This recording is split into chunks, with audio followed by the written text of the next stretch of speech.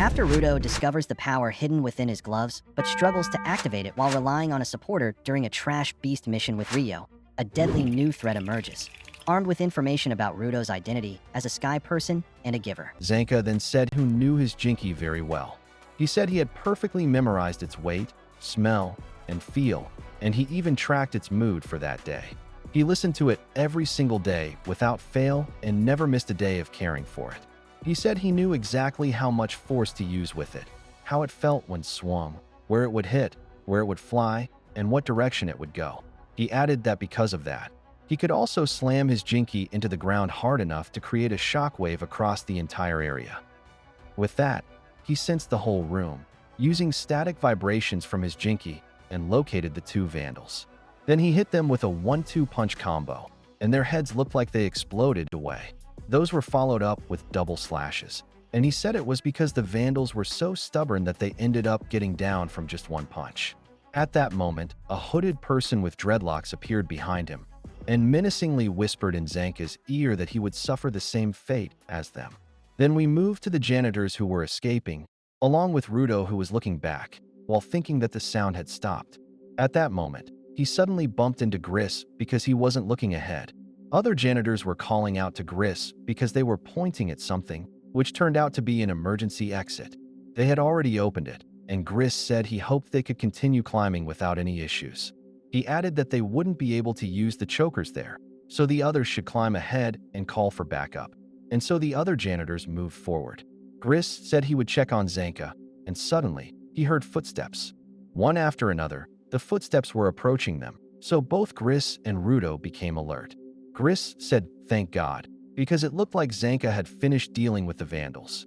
They asked Zanka if he was hurt and what happened to the vandals. Zanka looked completely exhausted and unable to speak, and Rudo, Follow, and Gris were shocked because it wasn't Zanka who approached them, but the man with dreadlocks that Zanka encountered earlier. That man saw Rudo and slowly pointed toward the prodigy. Gris asked who that man was, but the man suddenly paused, and in an instant, he disappeared from their sight. He was now behind Rudo, right at the emergency exit door, and said the words, "So it's you," clearly addressing Rudo. He confirmed that he was the sky person who was also a giver they had been looking for. That was when Gris realized that the man was a vandal, and he was charging the wall, which was immediately followed by a loud explosion. After that, Gris said that the exit was blocked, and the man slowly approached the three of them. Once he stood in front of them, Follow cursed because yet another bandit had shown up. The man said that it turned out the janitors were with the sky person, and that going after the sky person meant going against the janitors. He said he was late, and added that he was directionally challenged, so when he got there after getting lost, the vandals with him were already fighting someone else, and it wasted his time. Gris realized that the person he's referring to was Zanka, so he intensely tried to ask the man with dreadlocks about Zanka. But the man just ignored him and told Rudo that there was someone who would like to talk to him. He said he would be taking Rudo with him, and as he removed his gas mask, and he explained that he wouldn't need it anymore since there were no aberrant beasts around. Rudo asked what he did to the janitor with the stick, referring to Zanka. The man seemed confused at first, but then quickly figured out who Rudo was talking about. He told him not to worry, because he was nice to people who looked strong, and said that he only put him to sleep and didn't kill him. However, his poison might have been too strong for Zanka, who ended up collapsed on the ground. He then did something to his fingers that made them sharpen and turn into claws, and he said that if Rudo just came along, he wouldn't feel any pain at all. He then asked Rudo what his decision was, but at that moment, the janitors moved in and were about to punch and hit him with a hammer. That caught him slightly off guard, but it wasn't a problem as he easily dodged the attacks of the two and intentionally fell to the ground to counter them by kicking them. The two janitors were knocked down because of it, and the man stood back up. Follow said the man had potential as he was getting back on his feet. Then the man responded that Fallow has none. And at that moment, the man further enhanced his finger claws, which prompted Gris to push Rudo back while saying that he would definitely protect his comrades. Rudo couldn't do anything, and Gris added that no matter who their enemy was or how valuable they were, he would always protect his allies. The man then said that he was pretty sure he heard about there being nobodies among the janitors, ones that were called supporters or whatever. He mockingly asked if it was a nobody who was protecting the janitors now, and Gris and him stood face to face, while Rudo called out to Gris, which made Follow glance over. Rudo asked if Gris should retreat, since he was bare-handed while the man had claws. He also added that Gris didn't need to protect him, even if he was alone, so he should move, but Gris didn't respond, and the man said he wanted Rudo to hear him out without feeling sad, because Gris was already dead, having just been stabbed by his claws. Rudo was stunned, and as the claws pierced through Gris's body, the man said it was fine, because Gris was just a worthless nobody. Rudo was left speechless at what he saw, and Gris's amulet fell to the ground. Completely shocked at that moment, because once again he saw someone getting stabbed. As Gris's amulet fell, his vision changed, and he saw Regdo with something stabbed straight through his chest once again. Even though Rudo was in shock from that moment, he still managed to catch Gris's amulet. Then, in the next scene, we return to the past, where Rudo was doing something that caused a thudding sound. He was at their home in the slums, and at that time, Regdo arrived and was puzzled by what Rudo was doing. It turned out Rudo was banging his head against the wall, which caused the thudding sound, so Regdo asked him what he was doing, pulled him away, and told him to stop. Rudo seemed out of it, with blood dripping from his nose due to hitting his head, and Regdo was extremely shocked. He asked Rudo if something was wrong, and why he was hurting himself. Rudo remembered Regdo's words to him about not hurting people, which made Regdo worried. Regdo told him not to hurt himself and asked him why he was doing that. He added that the pain in Rudo's hand should have subsided and calmed down a little, and he pointed out that Rudo doesn't even meet other people anymore. So he asked why Rudo was now hurting himself. All Rudo could say was, nothing. He had nothing in the world. All this time, he had only frustration. But he couldn't put it into words. Regdo then asked Rudo if that was really how he felt, and said he figured that Rudo thought he had been abandoned by his parents, which made him believe he was worthless. Perhaps doing nothing had turned into frustration, and Rudo just didn't know how to process it. As Regdo said those things, Rudo was lost in thought, wondering what worthless really meant. Then Regdo said all right, and after patching up Rudo's head, he told him to go outside for a bit. Regdo explained that one of the reasons he feels like he has nothing is because he hasn't found something he likes or wants to do. He suggested they try doing different things from that point forward and try finding something Rudo liked, even if just little by little. If they did that, Rudo's empty room might one day be filled with all the things he loved. That seemed to lift Rudo's spirits, and Regdo made him promise to leave word when he brings home a girl he likes. In the next scene, Regdo and Rudo went outside, and they visited a place where there are tons of books. They also played soccer together and tried cooking, though Rudo's strength was too much, and he ended up cutting not only the food but the chopping board too. Regdo thought about it and said that it wasn't that Rudo was not uninterested in what they were doing, but rather that he simply didn't feel like this is it yet, while Rudo still seemed clueless. Regdo added that it was just their first day after all, and it was just the beginning. At that moment, Rudo saw something and pointed it out to Regdo, asking what it was. Regdo explained that it was just a civilian dumping some trash, but based on his gaze, it seemed like he had taken interest in it. Suddenly, Rudo ran toward the trash, which confused Regdo. He couldn't figure out why Rudo was taking garbage, but the child seemed genuinely excited about it. Regdo asked him what was up, surprised at Rudo's sudden interest in trash, but then he was struck by realization. Rudo's tears began to fall as he held the trash that looked like a mannequin's head, and Regdo asked him if he felt anything, so he replied that he couldn't believe someone just threw it away when it was only slightly broken. It wasn't even finished yet, and it was already thrown out, so he said it was pitiful, and he wanted to fix it. Regdo realized that it wasn't just self-projection on Rudo's part, because he was actually finding value in things that had been discarded. In other words, one man's trash was another man's treasure. Then we return to the present, where Rudo was now using his powers through Gris' amulet, with a look of intense rage on his face. The man was surprised, and Gris said that this explained why Rudo couldn't use a Jinky before. He laughed and said they were all wrong, since Rudo's ability wasn't the power to turn anything he touches into a Jinky, because it was the power to draw out the fullest value of anything he held. At that moment, the amulet of Gris cracked open, and Rudo drew out its full value to use it against the enemy. After Griss's amulet transformed, the dreadlocked man's eyes widened in shock. The anger on Rudo's face was clear, while the man simply commented on how badass his power looked. In awe, he asked if that was his Jinki, saying he had no idea what it's capable of or what it does. He was so excited, he bit his lip and started drooling.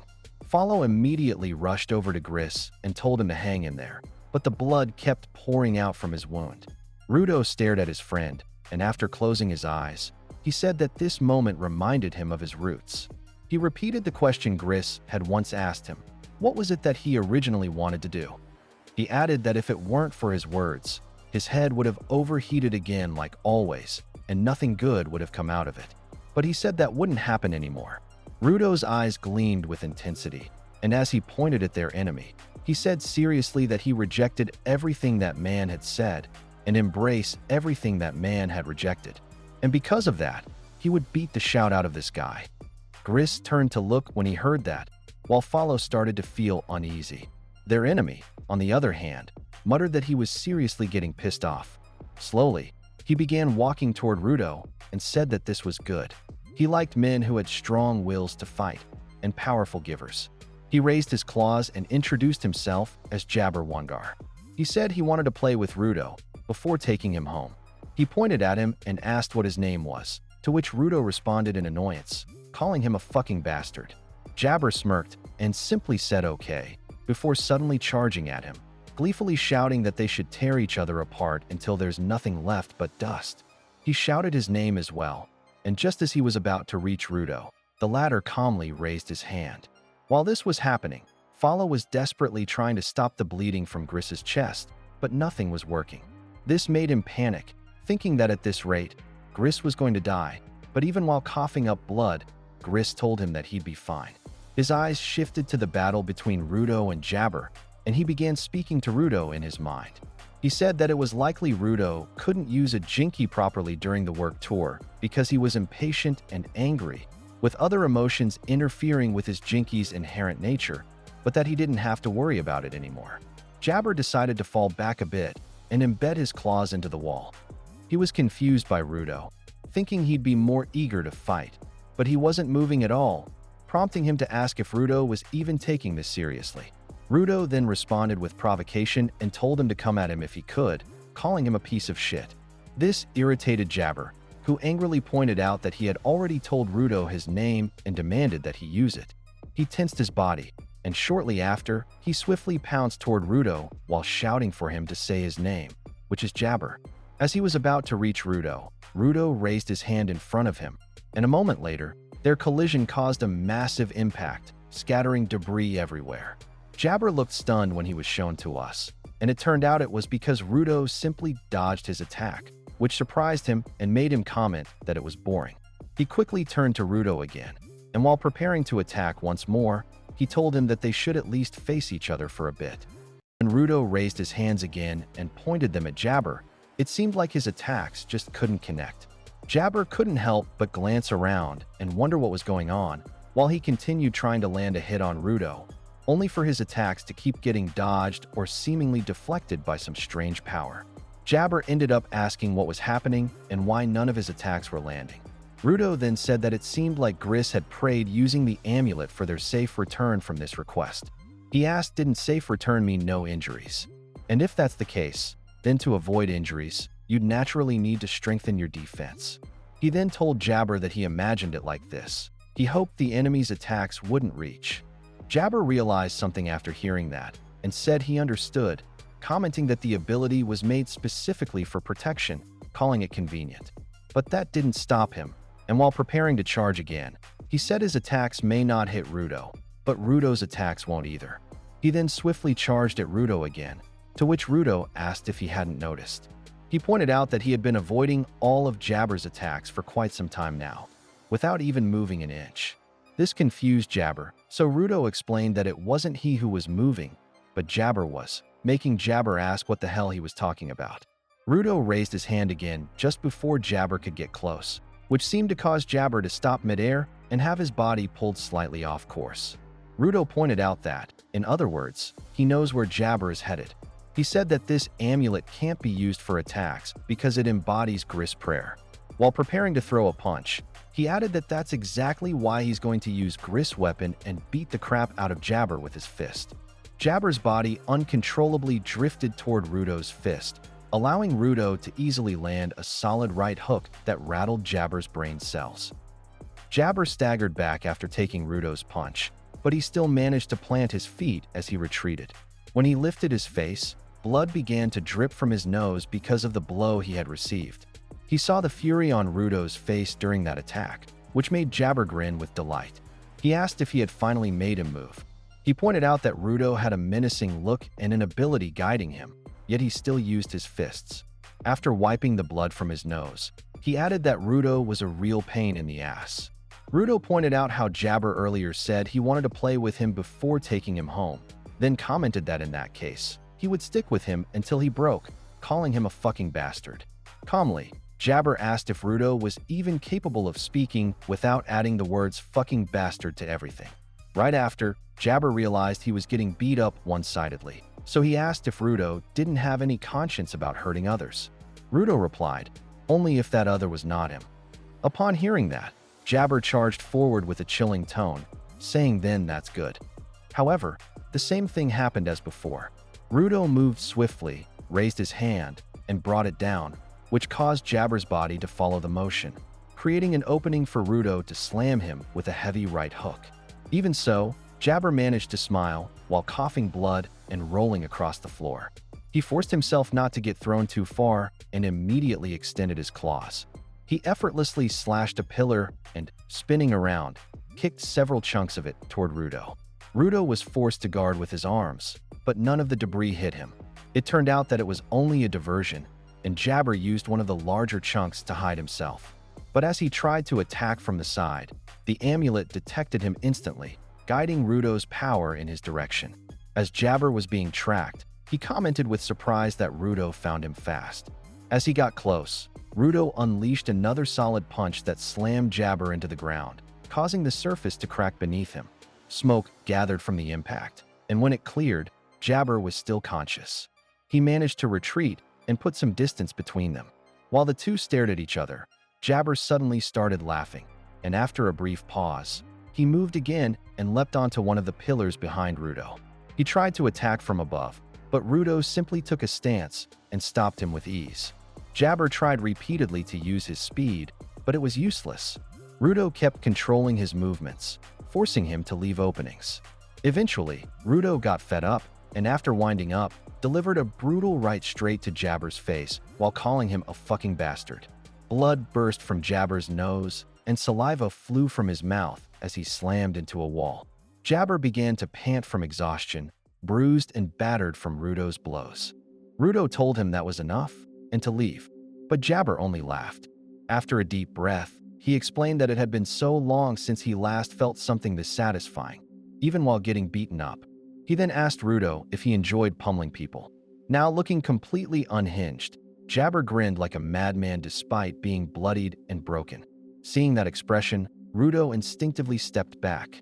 Jabber added that he needed to taste that feeling too. Then he said he realized something. He asked Rudo if he was right, that his jinki could detect hostility and guide him away from attacks filled with intent. Rudo didn't respond, so Jabber pointed out that he noticed it from the debris he had thrown earlier as distractions. He said the jinki didn't react to things without hostility, or more precisely, without intent. Cockily, Rudo replied, so what? That's when Jabber raised his claws and revealed that his jinki, Mankura, contained a potent neurotoxin in its right claw, instantly grabbing Rudo's attention. Without hesitation, Jabber stabbed himself with it, shocking Rudo and making him ask what the hell he was doing as Jabber writhed in agony. Jabber commented that it felt just as awful as before, an excruciating pain that made him feel like he was about to lose consciousness, while laughing like a lunatic. Then he called out to Rudo and said that if this blows off his consciousness and drives him to lash out violently, he wanted to know whether Rudo's jinki would treat him as hostile. Rudo began to feel anxious as he watched Jabber slowly begin to black out, mumbling that he couldn't wait to find out the answer. Jabber finally passed out, and the area fell into a moment of silence, until suddenly, His eyes flew open with a terrifying expression. He immediately began clawing and tearing the wall behind him as if it were made of paper. The debris from the wall Jabber clawed fell behind him as he let out an ominous, deranged laugh. Rudo stared in slight shock as it all happened, watching Jabber's body throb and sweat profusely. Jabber hunched down, both hands reaching the ground, then suddenly let out a deafening roar, his voice echoing throughout the area. A spit flew violently from his mouth due to the intensity. Jabber's body began to tremble as he continued, while Rudo started to feel uneasy about what was happening. Then, in a flash, Jabber charged forward and was suddenly right in front of Rudo. Just as Jabber's claws were about to touch his face, Rudo managed to duck and dodge the ferocious rush. Rudo was surprised that Jabber still had this kind of power in him, now seeming like a complete beast who had lost all sense of self. He turned to glance at Follow and Gris, realizing that if they couldn't move Gris and the others farther away, they'd be dragged into the fight. But to his shock, when he looked to his left, Jabber was already there, ready to strike again. Jabber shouted and lunged forward with a claw attack, which Rudo attempted to counter using the power of the amulet. However, it didn't work. Jabber's claws continued closing in, surprising Rudo. Thankfully, he was able to maneuver Jabber's arm and throw it over his shoulder. Jabber's face scraped against the ground as a result, while Rudo stared at his unmoving body. But it didn't take long before Jabber slowly stood back up and once again let out another monstrous scream. Rudo froze as he watched, commenting that Jabber really had knocked himself unconscious with his own poison. He added that the amulet only reacts to hostility, and noted how unexpected it was that Jabber figured that out so quickly. He thought to himself that Jabber clearly had a lot of experience and came in well prepared. He recalled what Jabber had said earlier about how stabbing himself still hurt just as badly as before, and how it had been so long since he felt this good getting beat up. Rudo remarked that those were the words of someone you'd call a super masochist. That reminded him of something, an old memory when his bully was kicking him repeatedly and asking if he was a super masochist for not fighting back, all while calling him a criminal. When Rudo got home that day, he had even asked Regdo what a super masochist meant, which left Regdo stunned and confused. Back in the present, Jabber's rampaging body charged at him once again. As he approached, Rudo thought to himself that he wasn't exactly sure how you were supposed to beat a super masochist. Jabber swiftly slashed at the surrounding pillars and leapt from one large chunk of debris to another, trying to disorient Rudo. When he reached a high enough piece, he pounced at Rudo, but thankfully, Rudo managed to slide away from where Jabber was about to land. However, while Rudo was still midair, Jabber came charging again with a series of claw strikes, forcing him to raise the limbs of the amulet to defend. In an instant, an opening appeared in Rudo's defense, and Jabber immediately took advantage of it. He tried to stab Rudo with his claws, and thinking he had no way out, Rudo simply braced himself to take the attack. But just then, a stick came flying between them and slammed Jabber into the ground with force. Jabber's body froze from the impact, and Rudo was stunned by what just happened. When he looked at the stick, he realized whose weapon, or jinky, it was. Zanka, the one previously sedated by Jabber's poison, arrived on the scene. Though clearly struggling to walk, he irritably declared that he was seriously pissed off at the dreadlocked guy. He asked how Jabber could be playing around with a pipsqueak like Rudo when he hadn't even managed to defeat him yet. Fuming, he ordered Rudo to back off, because now he was going to teach Jabber a lesson himself. Rudo's eyes widened at Zanka's sudden arrival. Without wasting a moment, Rudo quickly moved away from in front of Jabber and rushed to the other side of the pillar where Zanka was leaning. He commented that it looked like Zanka was still alive, but his body clearly seemed far from okay. Zanka, irritated, asked what nonsense he was talking about and claimed he was feeling fit as a fiddle. He told him not to underestimate a regular person, calling Rudo a genius in a teasing tone. Zanka then added that it looked like Rudo had finally learned how to use a jinky properly. He said that the squid-looking thing behind Rudo looked really cool. Rudo got a little flustered upon hearing that, but explained that the amulet's ability no longer worked because Jabber had completely lost himself, and all he could do now was dodge his attacks. Zanka paused, thinking about what they could do, then asked if the squid thing only reacted to hostility. Rudo replied yes, and asked how he figured that out.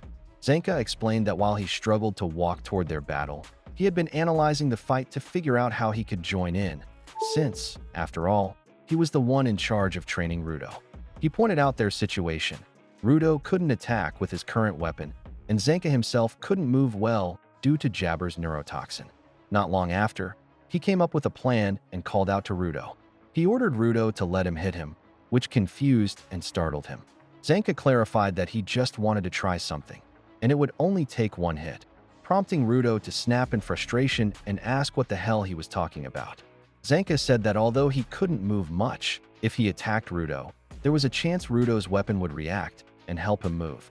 He added that his love stick had a longer reach than Rudo's fists, so he might be able to strike Jabber before Jabber's claws reached him. Rudo argued that if it didn't work, he'd be the one taking the hit. Zenka told him if that was the case, then he didn't need to worry about it anymore. Just then, Jabber's body twitched again and yanked the love stick out of himself. Zenka commented on how fast this guy was able to get up again, and soon enough, Jabber's body was poised to charge at them. They watched his movements carefully, and in a blink, Jabber slashed the nearby pillar, but luckily, both Rudo and Zenka managed to dodge it. They moved behind Jabber, and Zenka quickly retrieved his jinky. He warned Rudo to never let those claws touch him, not even a scratch, because that alone was enough to immobilize someone for a long time. He expressed his deep annoyance toward those claws, saying they pissed him off to no end. Mockingly, Rudo echoed Zenka's own words from earlier about not needing to worry, which made Zenka sigh in frustration and snap that he really should just hit him, and he immediately tried to do just that. As Zenka's love stick was about to hit Rudo, the amulet reacted once again and moved his body out of the way. This gave Zenka a clean shot to land a solid strike on Jabber. Zenka was surprised as he felt how the amulet worked in real time. Jabber spat blood from the hit, while Rudo glared at him intensely. Jabber's body collapsed again, and the two stared down at him. Furious, Rudo pointed out that Zenka had genuinely tried to hit him with hostile intent. Zenka immediately denied it, insisting he didn't expect it to actually work. He claimed it was just a test. He was only trying something. Then, as he moved behind Rudo, he said he might have just found a plan that would finally work against Jabber. He told Rudo to start by launching him in with a strike from behind. He swung his jinky again, while Jabber's body began charging once more at Rudo. Annoyed by the idea, Rudo still hurled Zenka forward using the amulet, launching him swiftly to Jabber's side. Upon arrival, Zenka slammed his weapon into the dreadlocked beast, smashing him into the floor. Zenka commented how interesting it was that the amulet could also extend flight distance, and pointed out that Rudo might have gone a little too rough with it. Charging in, Rudo snapped back that he'd show him what rough really looked like. Zenka raised his love stick once more and ominously told Rudo he should try being a bit more gentle, calling him an idiot. As Jabber was about to get up, lifting his head, he saw Zenka flying toward him midair, already prepared to strike. Both of them had intense expressions on their faces, and as they locked eyes, Jabber suddenly snapped back to his original self. He muttered to himself that the bad guys finally arrived. And then, with overwhelming force, Zenka slammed Jabber's face into the ground using his jinky, burying his head and shattering the floor beneath them. Finally, the jinky that pierces evil. Jabber was now defeated, while Zenka's legs slowly gave out until he collapsed onto the ground and lay flat. He was relieved that the battle was finally over, saying he couldn't move anymore because it had been so tough. Meanwhile, Rudo grew alarmed when he heard a sound. The amulet that Gris had used was slowly cracking and breaking apart. He couldn't believe it was happening and dropped to his knees, reaching out to pick it up. Zenka noticed it too, and Rudo couldn't accept what he was seeing. He didn't know how it happened, saying he hadn't done anything. He desperately wanted to know how he could save it. Zenka wondered whether those weaponized objects had a time limit or if there was some other cause. Rudo blamed himself and began trembling. Concerned, Zenka crawled toward him, sensing something strange in his behavior. Moments later, Rudo collapsed to the floor, eyes wide open, and began to convulse. Zenka couldn't believe what he was seeing. As he approached, he noticed a wound on Rudo's back. He wondered when he had been struck by Jabber's claw. Behind him, the Vandal's hand suddenly moved again, and he rose, alarmed at the sound, and turned to look. Jabber had used his claw to stab himself, which allowed him to stand once more. Despite the severe damage to his face, he came back to life with a new surge of energy. Jabber said they had played too much. He began walking. Even though he didn't fully understand what had happened, he felt he did pretty well in his unconscious state. Zanka was stunned that he was still able to get up and asked how that was possible despite the injuries they inflicted on him. Jabber knelt down and explained that it was thanks to his left claw. Zanka was shocked and wondered if it had healing abilities. Jabber laughed and denied it, saying Zanka was wrong. It couldn't heal anything. The truth was, if he used the left claw with the right amount of toxin, it could make the pain go away, but if he overused it, it could be dangerous. That was why he only used it on people he truly intended to kill. He admitted that he didn't expect to be beaten so badly. That was thanks to both Zanka and Rudo. He was already very used to the so-called right poison that he gave Zanka, that it only lasts about 10 minutes for him. But in Zanka's case, he estimated it would wear off in 30 minutes. So, he said, he would prick him again. After doing so, he turned his back and began to leave. If he failed to achieve his original goal, he said, they would surely be mad at him again. He then walked over to Rudo, who was collapsed on the ground, and thanked him for waiting. He invited Rudo to leave with him. Jabber picked him up and walked off, bidding farewell to Zanka, whom he mockingly called bad guy. "See you later," he said. Jabber walked away, and Zanka could do nothing. The poison kept him completely paralyzed. As Jabber continued on, he suddenly realized that he had forgotten about his two comrades, but he shrugged it off and left them behind, thinking someone would pick them up anyway. Jabber was already approaching the hole in the ceiling where Rudo had fallen earlier. He leapt upward to get out. Meanwhile, although Rudo was paralyzed, he was still conscious. He simply couldn't move his body at all. Once again, he blamed himself for what happened to Gris and to all of their companions. Jabber continued to ascend while carrying him, but was surprised to realize he had emerged outside. He had expected they were still inside a building. Upon stepping out, he grew uneasy while we see that someone else was there. It was Rio. She said that she had finally found him. Jabber was surprised when he saw her, and suddenly, an umbrella appeared and struck him hard, sending him flying and causing him to drop Rudo. The impact was so powerful that Jabber was thrown far into the distance. The symbol of the janitors was shown, and one of them even commented on how bold it was for someone like him to cause trouble here. Engine's umbrella was shown, and it turned out he wasn't alone. Several other janitors were present too. Engine said it looked like they were going to need to do a proper cleanup. All of them bore the janitor's symbol on their clothes, and each one was ready to fight. As Engine examined the hole, he noted that it seemed to go deep beneath the building. Because it extended so far underground, their chokers couldn't be used to communicate. He considered that this must have been part of the Vandal's strategy, setting a trap in a location where it would be difficult to call for help. It was such a typical move for someone evil. While still above ground, he placed a hand on one of the supporters' shoulders and expressed his appreciation.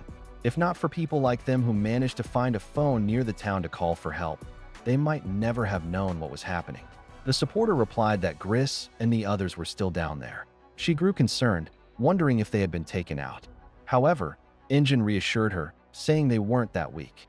He ordered her to take the others and assist them, and without a word, she followed. Meanwhile, Jabber remained standing, the wall behind him clearly damaged from his earlier impact. He smirked at the sight of so many strong-looking men staring him down. Being this beaten up and looked at like trash, it actually aroused him, he admitted. They didn't expect him to say that. Engine turned to Rudo and asked if that was the guy he had been fighting this whole time. He called him a crazy guy. Rudo struggled to respond. Rio, however, remarked that he actually looked better than she expected, which relieved her. One of the janitors questioned what she was even talking about, since Rudo clearly looked like he was struggling to breathe. Another janitor was furious and said they would never forgive Jabber. He couldn't believe he had done that to one of their own. But they were silenced, as Engine said he had plenty of questions for Jabber, and that he should not expect it to be easy to get back to the hole after causing trouble for the janitors. Jabber knew this was a bad situation. He had to run and escape, or he'd lose his freedom. He needed to come up with a plan. Still, he took a step forward and said he had orders too. He had a mission to retrieve the Sky Person. He activated his Jinki again and admitted that while he had an overwhelming desire to flee, he no longer cared if he won, lost, or died. He couldn't go back without completing his mission. He positioned himself to attack, fully fired up for battle. But before he could act, someone suddenly grabbed him from behind, a move that even Injin didn't see coming. Jabber was caught off guard, and the newcomer said it was time. They had to return. He recognized the voice. It was Katoni. Jabber insisted she let him go, saying he wasn't ready to return yet. He knows that he needed to take the sky person with him. But Katoni replied that his time was up. She added that those henchmen are in the way, so it's better for them to head back. Injin began to wonder where that girl had come from. None of them had noticed her presence at all. Jabber, on the other hand, couldn't accept what she was saying. He couldn't just leave without completing his mission. He told her to stop interfering and that he wasn't done playing yet. But Katoni simply whispered that their boss was smiling from ear to ear. Jabber froze and calmed down the moment he heard that. It seemed that just hearing that brought him some joy, and he muttered a gleeful oops. So, it was that time after all. He apologized to the group and said he had to leave. Too bad, he added. Once Katoni released him, everyone could now see where she had come from. Something Rio hadn't expected at all, a manhole embedded into the wall. Before leaving, Jabber turned to Rudo and said he never thought he'd enjoy playing with him this much, even though he was a sky person. But knowing Rudo was still unconscious from the poison, he asked the others to pass the message on. Just then, Rudo stirred and let out a sound of frustration. He suddenly shouted, calling Jabber a shitty bastard. Struggling to stand, he declared that they weren't finished yet. Jabber was surprised that Rudo was still conscious after being poisoned. But Rudo insisted, until Jabber paid for what he did to Gris, their fight wasn't over. Jabber only laughed and said he liked Rudo's fighting spirit. Until next time they meet, he said. As he looked down at Rudo, Jabber suddenly noticed his hand. He recognized the design on it and was surprised that Rudo had the same series. Everyone was confused about what he meant. Jabber seemed impressed by the coincidence and remarked that their boss would definitely be pleased when he reported it. Katoni went into the manhole first, and Jabber followed behind. He said that while he didn't have a choice this time, he would definitely be back for Rudo. So, Rudo better be ready next time. He advised him to treasure that well, because next time, they'd be playing again. With that, he disappeared inside, and the manhole suddenly shut tight and vanished without a trace. None of the janitors had expected what they just witnessed. Meanwhile, Rudo stared curiously at his own hand, wondering what Jabber meant about a series. Moments later, the janitors and supporters were finally rescued from below. Zanka sat off to the side, clearly still affected by the poison, while Gris was carefully laid onto a stretcher. Rudo quickly rushed over to him, calling out his name. When he saw how badly injured Gris was, he couldn't help but worry. He apologized, saying he was sorry for breaking his amulet. Gris struggled to respond, but managed to say that the item meant a lot to him, and because of that, he was glad it had helped Rudo.